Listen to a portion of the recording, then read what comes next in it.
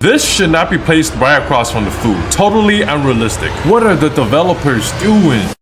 Here's the secret of Mondstadt. When you walk down the street in Mondstadt at night, the windows are always dimly lit to give you a sense that someone is home and that there's no one lurking in the dark. There's always a knight behind you and outer walls to your side for your protection. Streets are more narrow than average, with tall buildings all around you, to make you feel like as if the architecture, the night, and the city itself is protectively hugging you from all sides. And that's exactly what Mondstadt feels like. A cozy, warm hug. Because if the streets look like this, Mondstadt wouldn't feel as cozy. Hoyoverse wanted you to feel relaxed and cozy when you walk into Mondstadt. This is all by design, which is another reason why Mondstadt was purposely kept small so that you wouldn't feel lost. Because when you start feeling lost, you start feeling uneasy, and being too busy trying to navigate prevents you from relaxing and associating Mondstadt as a place of comfort. And just in case some of us still got lost, they built a huge statue as a reference point for navigation. City planners know that when the city is legible, aka easily mapped out in your head, you feel less anxious and tend to enjoy the city more, although some street signs would definitely help. Hoyoverse essentially wanted you to relax and turn your brain off when you walk into Mondstadt, and for you to associate Mondstadt as a place of ease and therefore nostalgia. Now, what if I told you this night right here is the deciding factor to Mondstadt's design? But first, let's look at Jinzhou. Jinzhou feels like a military base first, civilian city second. Every street, every turn, every step is built for emergency response and self-defense rather than comfort and convenience. If you look at the entrances, there's the initial pavement and then the stairs right before entering the city. The pavement is for military vehicles, but the stairs are a hidden disarmament zone. Because the stairs can't be used for tanks or vehicle transport, this ensures that only civilians and people on foot can enter the city. Stairs can also slow them down, which also makes this the perfect elimination zone. Now, stairs obviously mean the city is built on an elevation, and it's also by design to withstand floods and rising water levels. Jinzhou was built for defense against both creature and nature. A even better example is the weapon shop being placed right next to a grocery store. Now, usually this will make me go, what are the developers doing? Because it's such a violation of zoning laws, because chances are the food here tastes like metal. But Jinzhou's a city built for survival, and this helps to keep all the essentials in one area. Think about it. 2 industries in one corner, critical for sustaining an invasion. Much easier to defend. And they're strategically placed on the one corner that isn't connected to land. There's also crates of ammunition laying on the street, which is a huge security hazard, but I guess it reinforces the idea that Jinzhou is a military base first, civilian city second. Now, compared to Mondstadt, Jinzhou prioritizes survival rather than the atmosphere. Not saying Mondstadt doesn't have its own problems, but Jinzhou essentially said, scratch the fairy tale bull, let's show them how cruel this world can be. But Mondstadt left us with such an enjoyable experience that it invoked our curiosity to explore more of Teyvat. This doesn't mean that whichever one is inherently better, it just means the developers had different goals. This becomes even more evident when we look at this NPC. There's a reason why he's one of the first things we see. His physique lets you know subconsciously that he hasn't had to chase a criminal down for years. I know because I look like him. This first impression is accompanied by the smell of fruits and flowers in a cozy marketplace, where children are safe to do side hustles, which signals this is a safe place. By the way, designing the residential area right at the entrance is a bold move, because invaders make it in, guess who's disappearing first? Now, most cities experience internal problems, whether it's inequality, high living costs, or infrastructure stress of some sort. Mondstadt definitely has its own problems, but it's more fairy tale coded, where the city is inherently good while problems stem more from the outside. Mondstadt doesn't suffer from city problems, it suffers from story problems, except for the Lawrence clan. Without a sewage system or public bathhouses, Mondstadt is realistically prone to poor sanitation or overcrowding, just to name a few. By now, you've probably realized that Mondstadt feels like a fairy tale city, where the ugly but realistic side of the city is filtered out to fit the idea of this fairy tale. It is a city where giant windmills doesn't make as much noise as it realistically should, a city where food and the blacksmiths can coexist on the same street without contamination, and a city that still makes us feel nostalgic 5 years after its introduction. Now, the best part about Jinzhou. Contrary to Mondstadt's population density, Jinzhou a lot of times feels empty for a city its size. It feels like a city built for 10,000 people when there's barely 500. Now, an urban planner would not approve this because it's a total waste of budget, but this design is actually strategic. Empty streets and wide boulevards make way for emergency responses. Take here, for example, it's left empty on purpose to serve as a refuge square, to either set up medical tents, emergency housing, or helicopter landing in times of crisis and disaster, or simply having more room to evacuate evacuate so that people don't stampede each other. Or if earthquake happens, debris and boulder don't block the entire path, and they're called disaster prevention corridors. So when you see 2 civilians on an 8-lane boulevard, it's on purpose. This is also reflected in its walkways. A big city like Jinzhou with multiple layers should have some sort of public transportation, or at least ramps for disabled access. But Jinzhou has mostly stairs. It's inconvenient for everyday life, but stairs are the most reliable mode of transport during emergencies. If a fire were to break out, stairs won't give out like the elevator and isn't vulnerable to rain like exposed escalators. Now ramps might seem like the alternative, but they actually increase the likelihood of a stampede because there's no edge to catch your foot. People easily lose control of speed. This design fits into the survival mode of Jinzhou very well. Now it's interesting to see the 2 developers going in semi-opposite directions. Whereas Mondstadt makes you feel relaxed walking in, Jinzhou constantly reminds you of the dangers lurking around and the need to be cautious. When you walk into Mondstadt, hospitality is welcome and given, whereas Jinzhou, hospitality is earned through layers of disarmament and crisis prevention. It's hard to say whichever one is actually better. Subscribe for more.